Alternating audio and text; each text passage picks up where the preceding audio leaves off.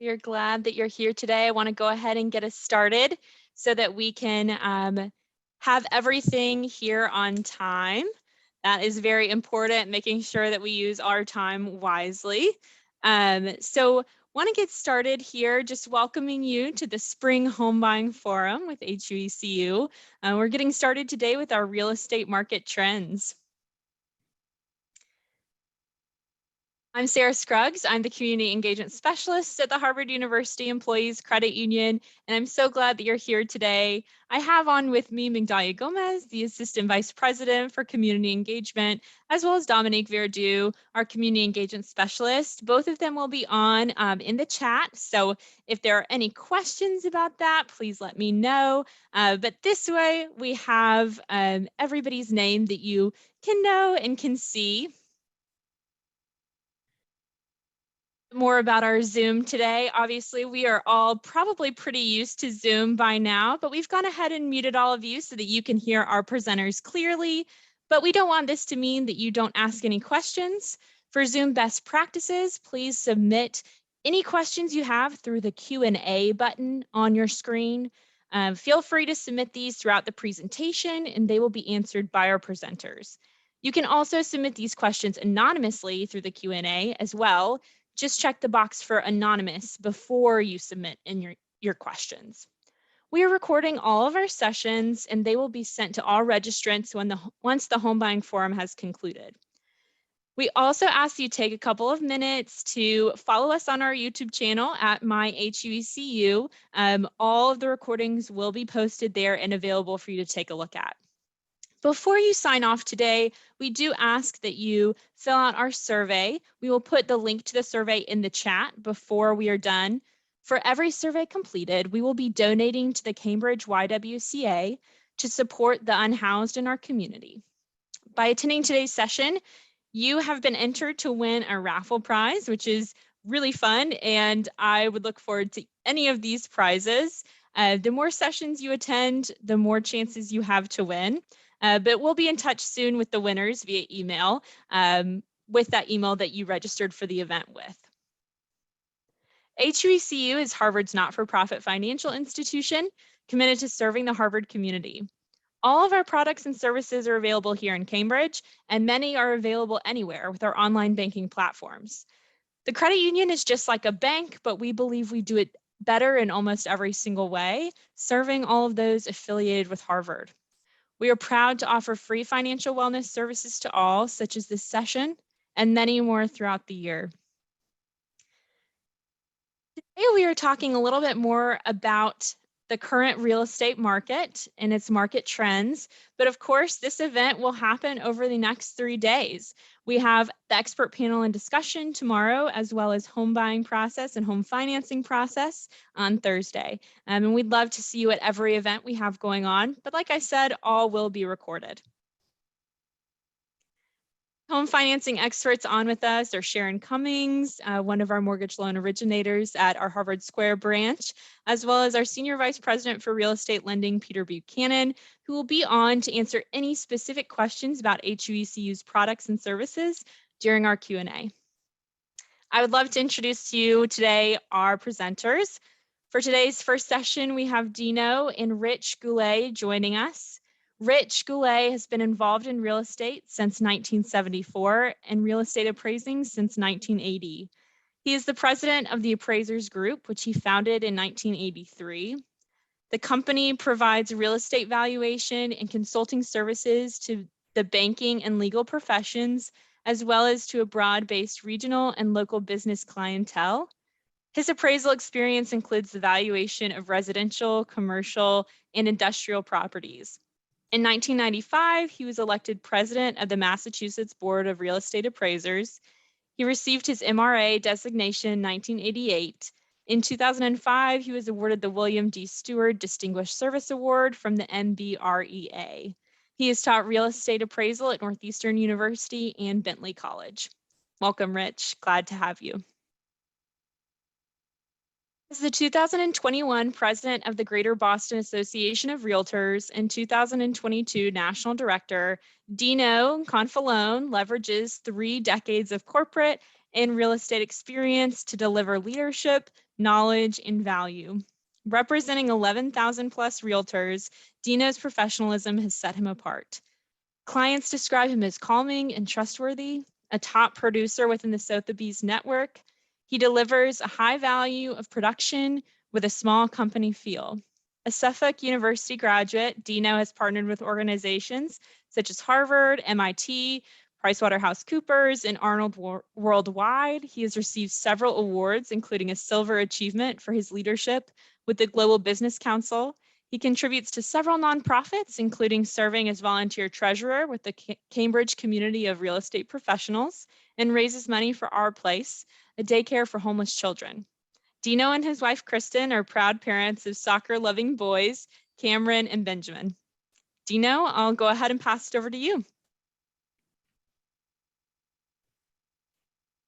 Thank you, Sarah. All right, that was so nice. Such a nice introduction. Thank you, Sarah. And thank you to the team at the credit union. I've been working with you guys for a bunch of years, and I trust you guys. You're so phenomenal with what you do.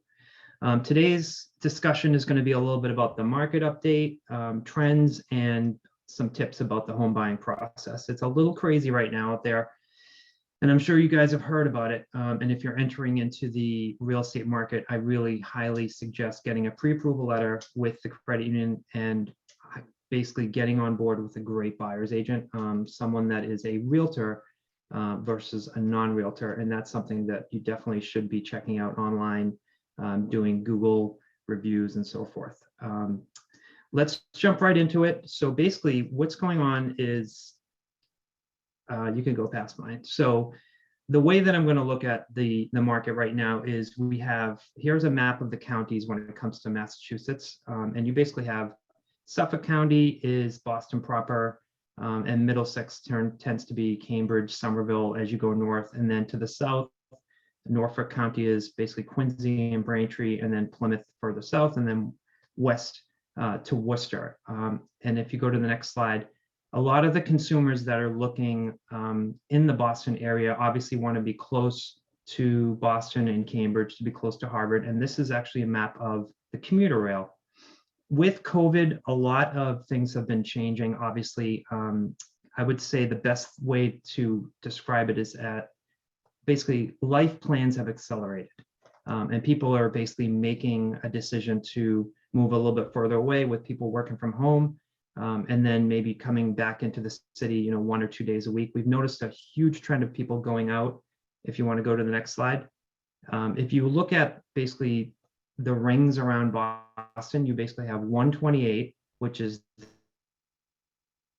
the first ring around Boston, and then the larger one, which is 495. And what we've noticed year over year is that people living in the city, Cambridge, Somerville, Boston proper, even Dorchester, they tend to want to move out into the suburbs, have a little bit more space. Obviously the prices go down from being in the city. So the first wave was 128, and that was like over the past decade or so. What we noticed after COVID is 495 has been the next wave of people basically going out and looking at properties that are much more space and lower cost. So if you want to go to the next slide, it does show you, I pulled some snapshots for Cambridge single families, Cambridge condos, and then the next slide would be, I actually consolidated it down to some towns, or the towns on 128 and then 495. It's Cambridge single families, as you can see right here, so 128 and 495. Back to the Cambridge single family. On average, we're looking at about 1.4375, and those single families have appreciated significantly. And Rich Goulet, which is going to be talking after me, is, I would say, the #1 appraiser in New England, and he's going to be great. He's going to be a great resource to talk about how the values have significantly increased year over year. As you go into Cambridge condos, that is definitely a little bit easier to get in to the market, be closer to the university and city, and Boston proper, that is. So you do see a lot of consumers looking at the condos versus the single families. We have an average price per square foot for condos in Cambridge just hovering around $916. And that is significant over the last, I would say 5 years, just 5 years ago, average price per square foot in Cambridge was probably around 600. So that shows you that the appreciation is there. If you want to go to the next slide, Sarah. Here we go, looking at 128 single families and 495 single families. And that goes back to the map originally with the rings around Boston. And then as you'll see, the price, 765 is the average, and then it drops down to 575 on the 495 belt, which seems to be, it's a little bit further away from the city, but you're getting a lot more for your money for the space. If you want to go to the next slide. I basically consolidated into an Excel spreadsheet. I'm a recovering accountant, and I like to have it back the last 3 years. And as you can see, well, if we go over to the price per square foot, Cambridge singles is $957, Cambridge condos $916, and single. We tend to not look at single families in price per square foot, but I just wanted to show you visually what it would look like from a cost perspective. So you're looking at quite a substantial difference going out, just about 20 miles away from the city to 128, and then going another 15 to 20 miles out to 495. But everything is connected through the commuter rail. And what we've been noticing is a lot of consumers really focusing on having more space, paying less money, but being able to get quickly onto a commuter rail and get into the city. If you want to go to the next slide. The important thing that has been driving a lot of demand is the interest rates. And if we look at a 30-year view since 1971, the year I was born, I just turned 50, the average interest rate has been around 8%. When I bought my first house in 2002, I was at 6%. And now we're looking at under 3% for properties. So I would say that this is one of the primary drivers. And then if you look at the next slide, it shows you what your mortgage payment is versus your buying power, and with an interest rate dropped in there from 2.5 down to 5.5. So this is an important way to look at getting into the market, figuring out what your mortgage payment is. And if you have a slight increase in rate, it's really not that significant of a difference.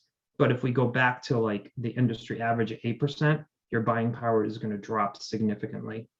We do have a lot of positive comments to say about appreciation in the New England area is not going to go down, and that's the value that you have after you've purchased the appreciating asset. In my opinion, it's going to continue to increase, and we're not going to have any type of situations like we had in 2008. And back in 2008, when we had the financial collapse, there was a lot of stuff going on that we are not seeing these days.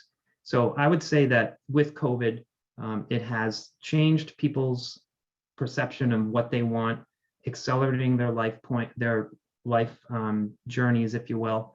But the problem is we have a low inventory, so that's kind of where we are when it comes to trying to get properties under agreement. So try to get into the market as soon as possible, finance with a trusted lender, trusted buyer's agent, and then, so I think there's a couple minutes left. So I'll give you some tips and tricks on making an offer once you've been able to put something under agreement.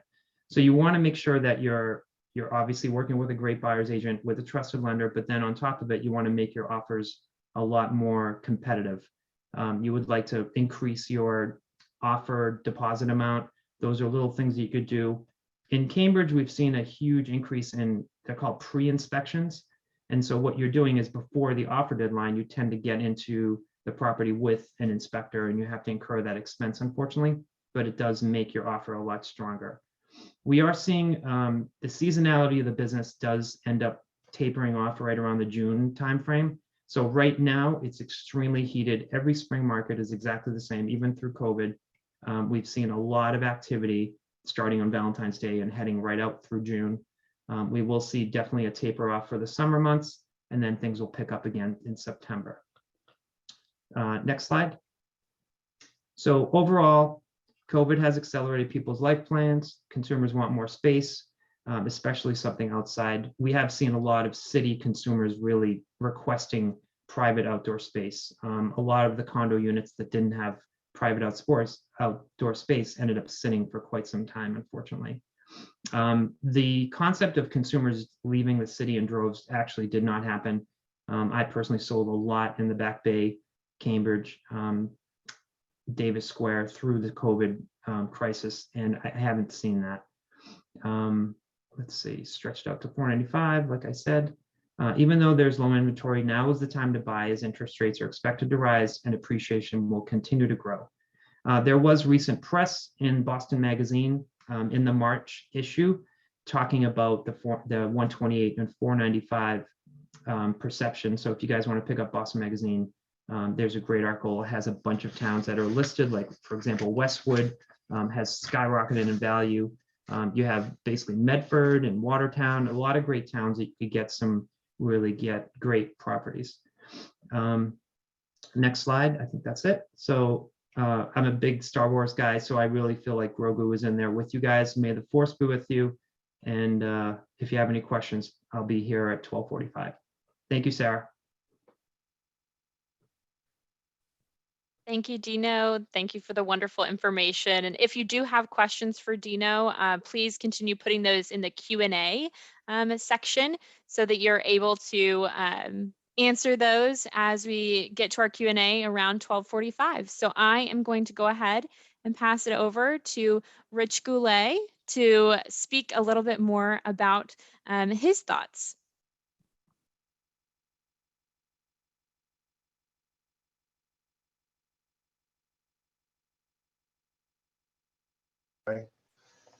I would assume everybody can hear me now.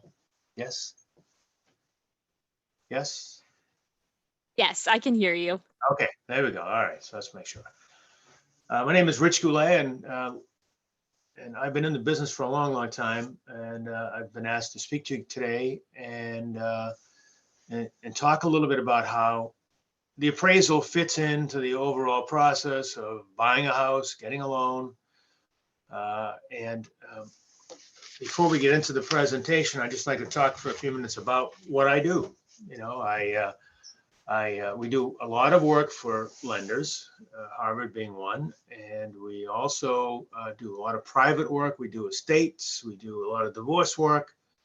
So appraisals are needed for a variety of uses, and not just getting a loan, but of course, the largest volume of activity we see is from the banks.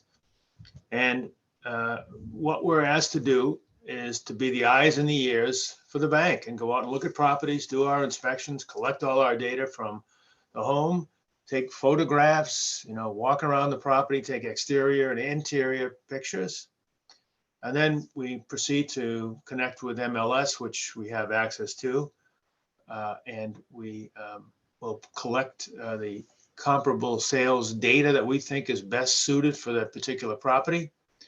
Do our analysis, make our adjustments to the comparables versus the subject. And what we end up with is if we have 4 comps or 5 comps or 6 comps, we have adjusted values at the bottom of the grid, quote unquote, which once you get into the process, you'll learn more about it from your lender, I'm sure. And then you get a copy of the appraisal when you close on your loan.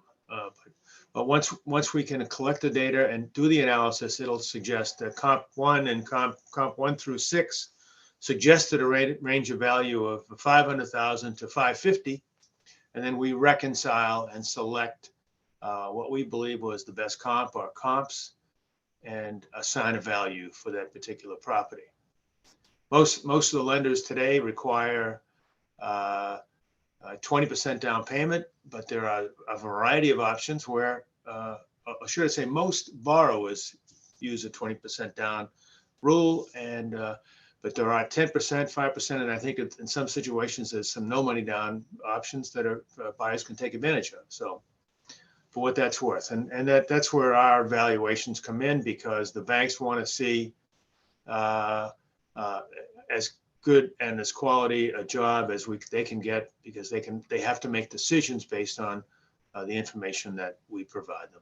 So it's been an interesting time for the past, let's say, 10 years.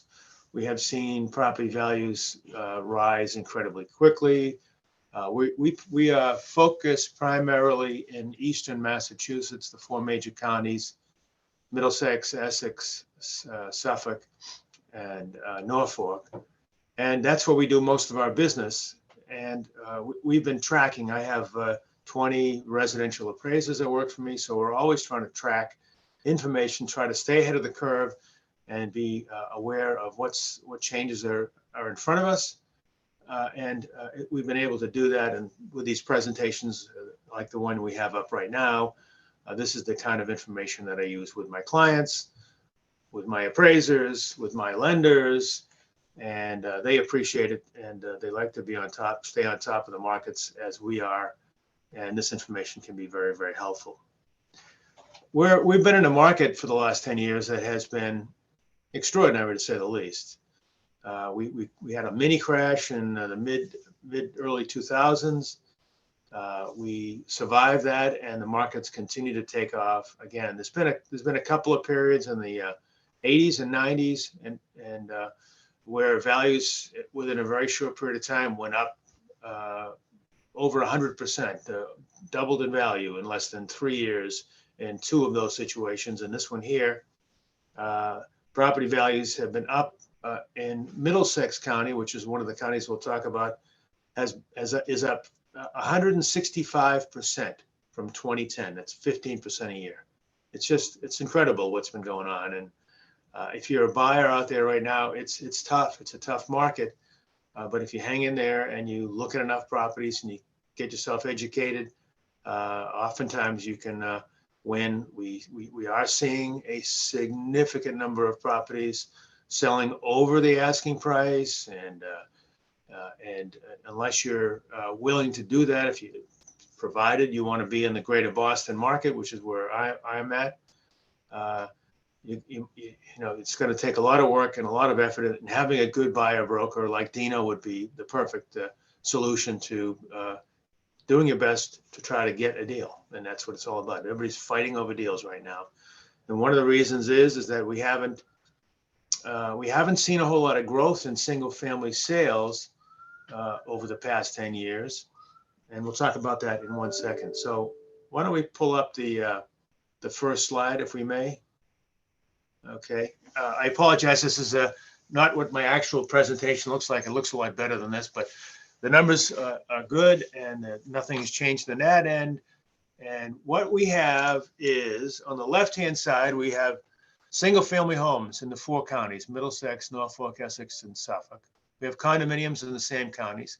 We have Massachusetts sales overall, and we have condominium sales. This is both these two categories are statewide. And then at the bottom, I picked the high-end market because that's been lagging for the past 4 or 5 years. And I wanted to give my clients and my lenders a sense of how has that market changed in the recent couple of years. And then we did the same thing for the 4 counties, and those are all single families. And we also provided the statewide number of sales over 1.5 million and under 3 million. So what we have is, in the first column is total sales. The next column is days on market, and then median price. And that's what the median price was. If you look at the first line up at the top, at Middlesex County, there were 11,079 sales, 40 days on market, and then a median price of 635,000. Okay. And if you look at the same data for 2021, you'll notice that there were 11,744 sales, about a 6% increase in sales in Middlesex County, which is good news. And you'll see also in Suffolk County, there was an 18.7% increase in the number of sales. And I think that a lot of that is attributable to the fact that the markets took a little bit of a hit. Even though there were people buying and selling, it definitely took a hit during 2020 and recovered in 2021. So that's the story there. And then you continue along and you see days on market. It was 40 days on market in 2020, and now it's 26 days on the market, a 35% decline. That is, and if you look at all 3 of the days on markets in the single family category, the top 3 are 35, 34.9, 34.1. That's a percentage drop in the time it took to sell a house. Well, what's going on there? Well, we have way too few listings and we have way too many buyers. And it's causing buyers to have to pay more, oftentimes more than asking. And it's just made it a headache. I know a lot of buyers, brokers, and they've made offers on deal after deal after deal. And I'm sure Dino can confirm this information. They haven't been successful, but if they stick with it, they will eventually become successful. But it's been very awkward because we haven't seen these kind of markets in a long time, and they've been here for the last 5-6 years, solid. And I'll show you a graph in a few pages that will tell you the whole side of that story.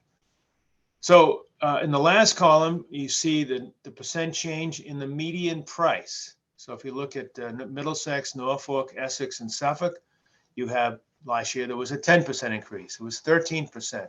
It was 13% in Essex County and 10.6% in Suffolk County. All good numbers. These are the numbers we've been seeing every year for the past 10, 11 years.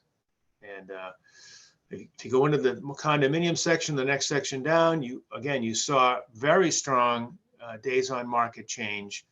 Properties are getting put on the market. In some cases, they're on the market Sunday where the sign goes in the front yard. And by Tuesday, a lot of the brokers in New England will set Tuesday as the time in which all the offers will be opened. And then what typically happens next, you get a final, and they take the top 2 or 3 buyers and give a final and last opportunity to bid one more time on the properties.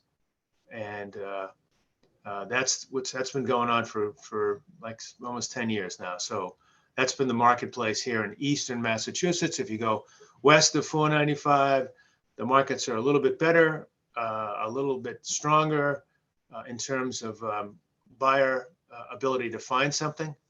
But it's still tough. And in some cases, you're still seeing a bid war between the buyers and the sellers. In the middle, you see the single family total sales, 54,196 sales, 50 days on market, and $460,000 a median price. Now, look at that compared to 2021. You saw a slight decline in the number of sales. We saw a significant drop in the days on market. And we also saw a 15% increase in the median sale price statewide. Now, if you look at the greater Boston market, there were no numbers as high as 15% appreciation.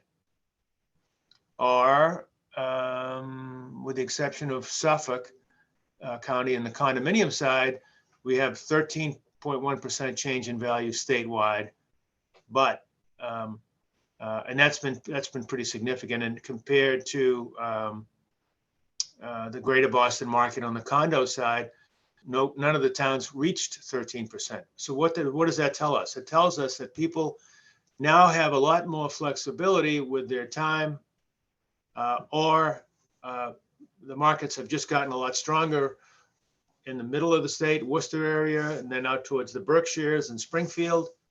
Part of that has to do with the fact that the office markets, not only here in Massachusetts, but all over the country, are changing policies. And oftentimes companies are saying, you've got to be in the office 2 weeks a month. Well, that gives me 2 weeks to kind of be wherever else I might want to be, as long as I have a Wi-Fi network and can continue working.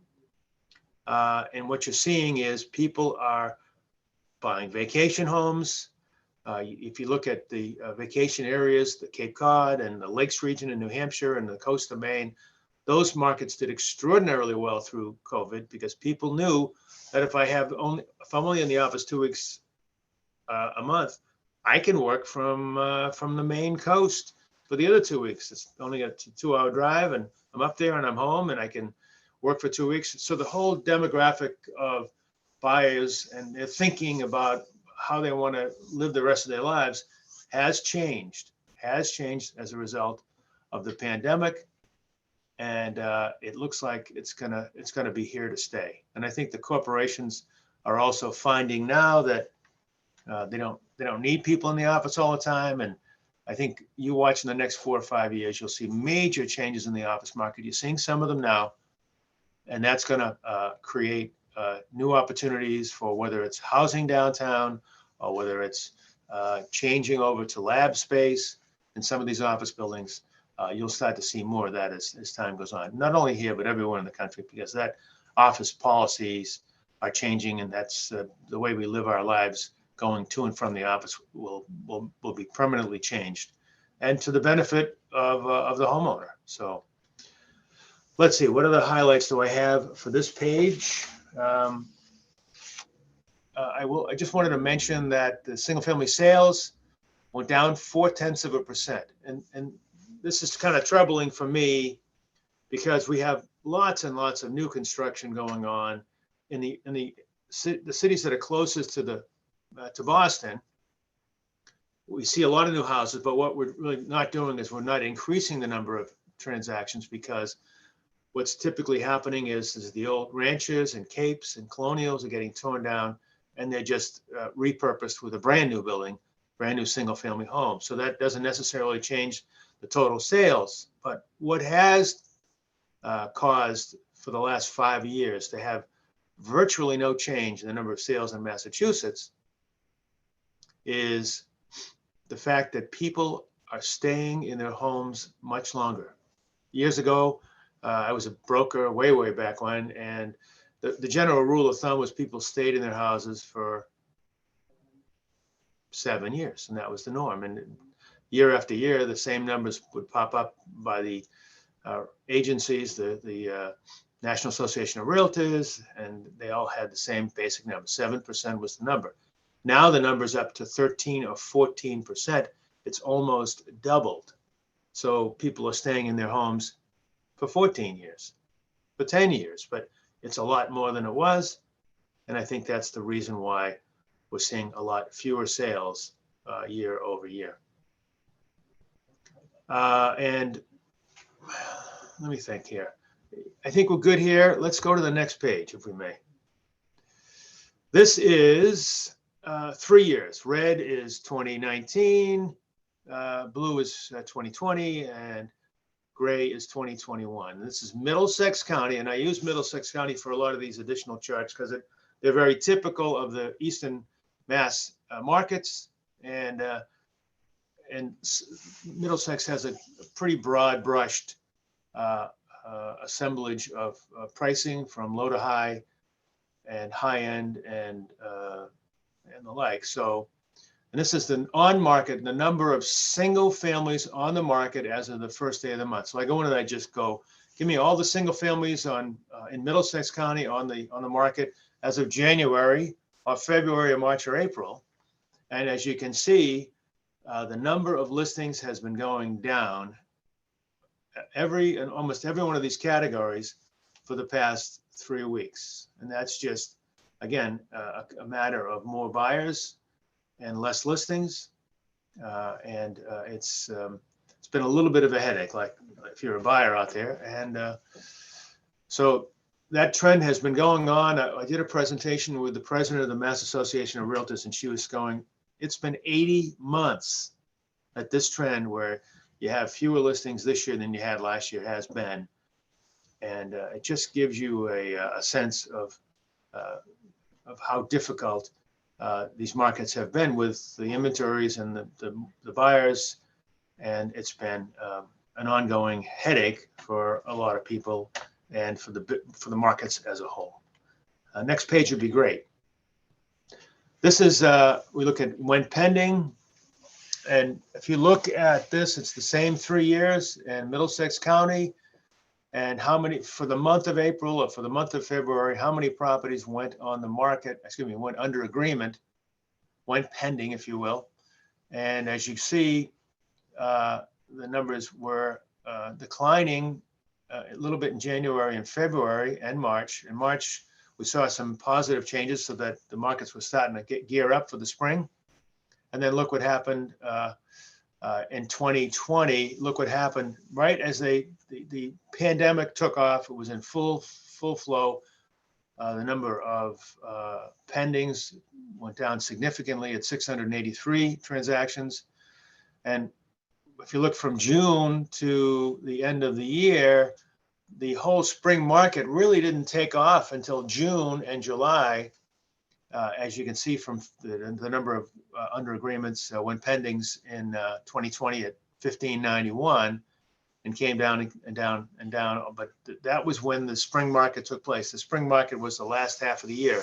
This past year, as you can see, it was much more typical, where the number of under agreements continued to go up and up for the first half of the year and then trail off a little bit, with the exception of October for the second half of the year. The spring market is where it's at here in New England, and that's where you see most of your activity. Next page, please. This is the stuff that I was talking to you about earlier. We have a lot of houses that sell over the asking price. Now, I find that this trend has been ongoing. As you can see, this is going from 2011. And keep in mind that in any year, there will always be a certain number of properties that sell over the asking price. Maybe it's an estate. Maybe the family just want to get rid of the property. There's nobody living here in the Boston market. The property's on the market, and the kids live in California or the Midwest, and they just say, hey, it's like, just send me a check, get this thing sold and send me a check. Those are the properties that you want to be floating around when you're actively in the market, but they don't come up very often. But we do appraise a lot of them from year to year. And this just goes to show you that the markets have been pretty crazy. If you look at 2019 and 2020, even in 2020, you had a pretty good market in spite of COVID in place.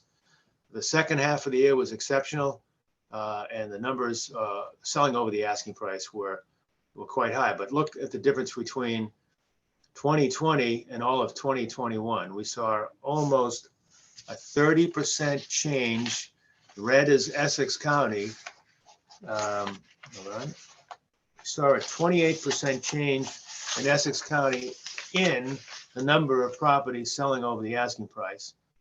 And the percentage changed of the blue, which is Middlesex, that was 34% more houses sold over the asking price. It's a trend that we have and we're going to be stuck with. I think, and maybe Dino will confirm this for me, but I find that brokers now always want to tend to, they know the property is worth $599, but they'll put the property on at $579 to create more buzz, to create more interest, and create more activity at the open houses. And that's why you're seeing more and more properties selling over the asking price. And when this was beginning, I would say to the appraisers, if they're underpricing the properties, my team, if they're underpricing the properties a little bit, maybe what they're actually selling for over the asking price is in fact market value. So we have to be thinking outside the box as appraisers, because when you have, I had somebody give me a comp the other day. It sold for $60,000 over the asking price. They were asking $600, and they sold it at roughly almost $100,000 more. And they had 28 offers on the property. We're seeing this a lot.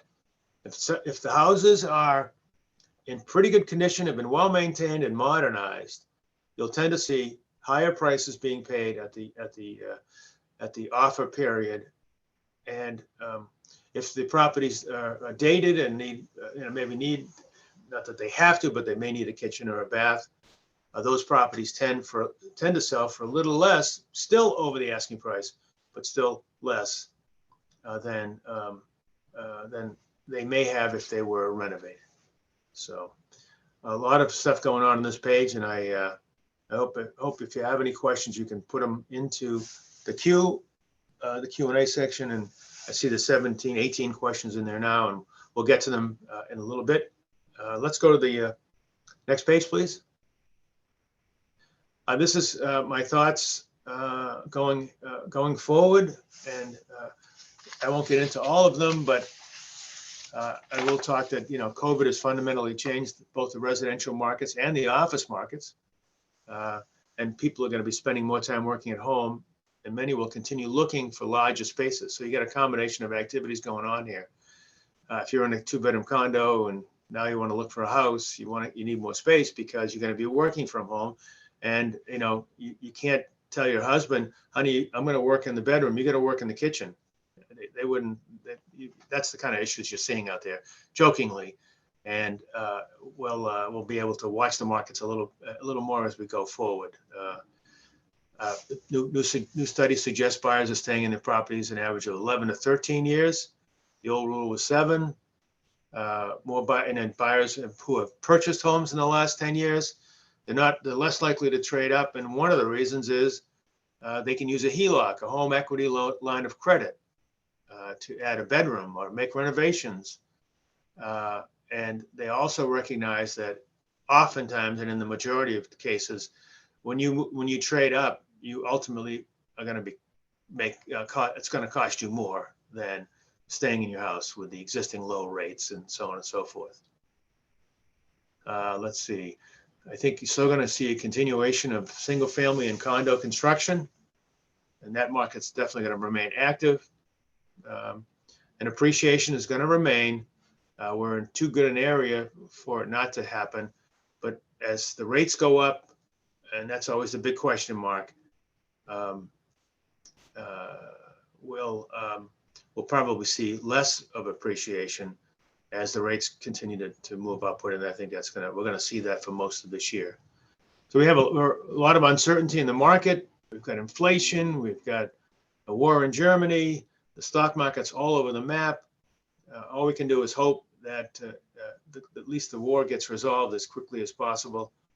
And again, all of these notes here are all subject to any rate increases. We don't know at what point it's going to slow the market down. I don't think a point or two is going to have a big effect. I say here in the 3s and 4s, but we're almost in the 4s now. Won't materially impact the markets. But if you went up to 5 or 6%, we'll have to wait and see. Hopefully it won't have too big an impact, but we don't know until that time comes. So that's it for me. If you have any other questions, feel free to throw them on the queue, and we'll catch up with you in a few minutes. Thank you so much, Rich. Wonderful content from both Rich and Dino today. I'll invite all of our presenters to come on camera. Thanks so much, everyone, for that. And just like Rich said, there are quite a few questions in the queue to be looking at today, and I'm really excited. We've got some really interested folks on today, which is always good to see. So I'm going to get us started with someone who asked something maybe for you, Dino. What are good sites, I would say probably they're thinking online, to start looking for homes? Hey, Sarah. Yes. Is my screen on or not? Yes, I can see you. Oh, okay. I would say back to my slides from 128,495. I think a consumer really needs to determine what is best for them and their budget. You know, so if you're talking to a lender, figuring out what you're going to do with your down payment and all that stuff, and then figure out what's the best way for me to get into the city if I have to get back to work, you know, which a lot of people are. I know April 1st, I think Harvard's coming back. So I feel like if you're comfortable commuting 45 minutes, then you could go out to Stowe and get a better house, or a bigger house, I should say, with a lower price. But that's kind of what I would say, like just basically look at the map, figure out what's best for you. Thanks, Dino. Great question for one of the HUECU folks. Are the lending rates with the credit union the same as other outside lenders? So what are the rates looking like right now? Sharon, looks like you're on mute, so go ahead and Hi, can you hear me okay? Perfect. Yep. So right now, our rates are very competitive. I can't speak for other lenders, but as far as rates, we do rate surveys all the time. We have great first-time home buyer rates. We also have great, great products, adjustable rates, and we do offer an eighth off for all of our first-time home buyers. So that's an advantage, I think, for most of our first-time home buyers who are purchasing a home at this time. Perfect. Thanks so Sarah, much, can Sharon. I jump in? Of course, Peter. So one other thing I'd just like to add is for the folks that are on this call, if you are thinking of purchasing and you are looking at rates, just make sure as you're comparing rates that a lender is offering, look at what those origination fees that come attached with those rates cost to obtain that rate, meaning whether there's any points associated or closing costs. Often other lenders have these hidden costs that you don't become aware of it until after you start the application. So just make sure you understand the rate as it compares to the originations cost. Thanks for that point, Peter. Definitely understanding the full scope of what you're getting into before you decide to go with somebody is really important. This may be a good question for you, Dino. At what point is a property considered to be off the market? So technically, when the seller accepts an offer, it should be off the market. A lot of realtors and agents tend to leave it on the market to try to get, marketing legs out of it. There's two different ways to look at it. So there's a CTG, which is contingent, or UAG, which is under agreement. If you're using the MLS system, which is our primary database that all the periphery sites pull from. So Zillow, Redfin, all those sites pull from MLS. When a seller accepts an offer, it is technically under agreement. So they cannot, they can take backup offers, but it really should be off the market. A question for you, Rich. Can you discuss what happens when there is a gap between appraisal and selling price? How does that influence the bank's lending? When you say gap between the sale price, if you come in lower than the sale price, which does happen, is that the situation you're thinking about? From the question, it doesn't specify. So I would probably say maybe either way, but Okay. whichever you'd like to go with is great. If we appraise the property for more than what it sold for, which does happen from time to time, I think most banks will only lend on the appraised value or the sale price, whichever is lower. And if it's under, okay, and that's a gray area that we've had issues with for a while, because the markets have been moving so fast and so quickly that from time to time you'll have you'll have somebody that will come in. This is what we typically see, and outbid everybody else by a long shot. And I heard it a couple of times. The buyer said, I was sick and tired of looking, and I made an offer that was 10% over the asking price, and everybody else was 5%. But in those situations, we try to do the best we can. And I like to tell my clients, and I tell my appraisers as well, I says, we're operating under the definition of market value, the most probable price a person will pay in an open and competitive market for a property. And if we have 12 offers and they're all in the same general price range, and that's where the value gets established from the seller and buyer, the P&S goes under at a price that a lot of people were bidding at, then I tell my appraisers, isn't this the definition of market value? And who are we as appraisers when there are people that are qualified and able to buy this property and have already been pre-qualified with their lender? I says, we have to do the best we can to make the value happen in those situations. And that's what our goal is. And that's, I hope that answers the question. I think it should. Can I just add one more thing as well? Absolutely. Just from a lender standpoint, from an underwriting standpoint, we do, as most lenders, look at the lesser of the two values, the purchase price or the appraised value as it comes in. If in fact the value comes in lower than the purchase price, we're going to use that value. In terms of an underwriting standpoint, that lower value does not automatically constitute a denial of the mortgage. It could still be approved depending on the particular situation, the down payment of that borrower. So that's just something I think that you need to be cognizant of as you're looking at a property. If you're putting a short down payment like 5%, that likely will be problematic if the value comes in lower.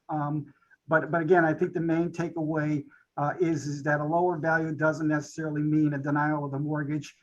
It probably also means that you want to make sure that your language in your purchase and sales agreement is strong around the mortgage contingency clause. Thanks, Peter. Dino, was there something you wanted to add along with that? Yes, Sarah. So I agree, Rich and Peter, perfect way to articulate the difference in that. Back to something that Rich said a while back about the list price. So we are a team here. So the seller and the realtor really should come up with the best price to list the property at. So that is something that usually realtors do based on like the last 3 to 6 months of transactions that have sold. We try to price to appraise, which is the term we use. So when it gets to someone like Rich, it's not a problem. The market truly will dictate what it sells at. So like if we do list a property at $799 and 7 houses on that street sold for $799 within the last 3 months, but we get 12 offers, it's going to go over the ask price. And it shouldn't be an issue with an appraiser because they see the market demand and that truly dictates. And that's my add to that question. Thanks, Dino. And that, I think that perfectly illustrates how in the home buying process, there are so many constituents that are working together to make this a successful transaction. And I think that was obviously shown when all 3 folks on this call could add something to that question. Yeah. So I definitely appreciate that insight. Another great question that we have, it looks like some first-time home buyer that we have on the call is struggling to get an offer accepted. Dino, is there any advice that you possibly have for this first-time home buyer? Well, so what I've been advising people is, again, don't look at the list price. I mean, what is something you've been in the market for a while and you're seeing what's going on and you're comfortable with the numbers. The list price is something that was set by the seller and the owner. So what would you be willing to pay for this property? And that's why I feel like, if someone's going 60,000 over asking, it sounds like a lot, but in the relative, the world that we're in, that's not an unreasonable price at this point. And especially, is it going to appraise? It's a lot of conversations that have to happen. I gave a couple of tips earlier on, when you're off, you really need to have your offer be polished with like a higher down payment with the offer amount. Maybe a pre-inspection. I know Cambridge Somerville has had a lot of those. I would never advise to waive an inspection. That's just from a liability perspective, it's off the charts. But I do think that you need to be aggressive in certain points that you can be aggressive in those parts. Definitely. And Rich, you spoke a little bit about this question, but someone's looking for maybe some additional details. As the prices go up or increase, is there a chance of losing equity over time in properties if we're buying in the next year? Are property values are going to continue to go up? Or are they really going to continue? Well, again, when we have factors that might possibly create a slowdown in the market, we have to be careful. But for the last 10 years, as you can see from all the numbers I've presented, property values have gone up 15 in Middlesex County. They went up 15% every year for the last 11 years. Okay, now that's not going to last forever, and we've had downturns in the market on a number of occasions. But if the goal is to get a house and stay there, over time, things will balance out, and you should end up doing okay with this house. But like I said, this is an interesting year coming up, and we're going to have to just keep an eye on what's going on and see what, I think it's kind of an interesting, if you're a buyer out there, if you're getting started, you got some time, you want to get familiar with the markets that you want, and you got to really look at a lot of properties. So when the time comes, I talk to potential first-time home buyers, and I'll say, how many properties have you looked at so far in that town? Oh, we look at the 35. I'm start thinking they probably know more about the town than I do as an appraiser, because they've seen so many properties so recently. And I says, well, you probably know the market as well as I do, and I'm not necessarily sure I'm going to be much help to you. So that's what I like to think. And just I thought of this after I made my last comment. There is recourse if you have a situation where the appraisal doesn't come in at value. You have to present that yourself as the borrower. You can't have a broker represent you, but a broker can give you data, the data that might help, might convince the appraiser to make a change in his value. And it has to originate from the buyer. So just an FYI on that. Thank you for the clarification there, Rich. A couple of quick questions. These are kind of a couple rapid fire, and then I want to close with one that I hope, kind of sets us off in this direction. These are both for our mortgage loan experts at the credit union. Are mortgage loans with HUECU only offered for homes in New England, or can I buy in another state? Right now, we offer all of New England. We are opening up our field of lending into other states, but at this time, we're strictly New England properties. But hopefully down the line, we'll start seeing, spread out to other states. Thank you. And the next one for our credit union experts, how is a first-time home buyer defined when you're talking about that specific percentage off? Yep, first-time home buyer is either one of the borrowers have not owned a home in the last 3 years. So if you've not owned a home in the last 3 years, we would consider you a first-time home buyer. And if there's 2 borrowers, only one need to be considered first-time home buyer to get all of our benefits. Perfect. And one last question to kind of get us wrapped up and start thinking about 2022. Is there anything in particular you're seeing big changes coming in 2022 about the market, or anything that our attendees should know? This can start with anyone. This can start with anyone, but Dino has his hand up, so I'll start with Dino. So there is seasonality to the market. I mean, right now it's really, really intense. So there's just, and I've seen it year over year. I mean, I've been doing this for 3 decades. It's going to come in June. It's going to slow down. So just try your best now, but just try to keep your head up. I know a lot of people are going to have to renew their leases soon, but if you can, try to go at will. Don't sign another 12-month lease. But I think you just literally got to jump in. You just got to do it. So that's all I have. Rich, I'll go to you next. Well, I think one of the things that might be helpful is keep your eye on the markets, watch the interest rates, follow where rates are going over the next few months. And you might see some pockets where the markets slow down a little bit, where you can jump in then and take advantage of stuff that you wouldn't necessarily have to pay as much as you are paying right now. That's with all due respect to Dino, because he wants to sell you today. But the fact is that it may slow down a little bit, and it may create some opportunities. Good advice to take with us. And I just want to say thank you again to Rich and Dino, both for your time. And of course, our home buying experts at the credit union, Sharon and Peter, for your time. It was a really great session today. And if you have questions about home financing, please reach out to one of our team members at the credit union. They'd love to help you and talk with you more one-on-one. Each of them, of course, has their email here, and all of their information is available online as well at huecu.org/home-loans. So please don't hesitate to reach out to us if anything comes up, or you want to have that more of a one-on-one conversation and even get that pre-approval started. It's starting to get to that time in the spring market, and we're so thankful for our great team at the credit union. Like I said, we do hope that you can fill out this survey for us. every survey completed, we will be donating funds to the YWCA of Cambridge for our unhoused in our community. And we just appreciate your time letting us know how we can continue to make these presentations a success. And of course, this is all just an example. We are not fortune tellers. We can't tell you exactly what's happening tomorrow or the next day, a lot like weathermen.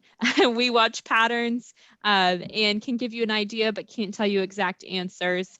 But please do keep in touch with us. Follow us on all of our social media platforms at MyHUECU.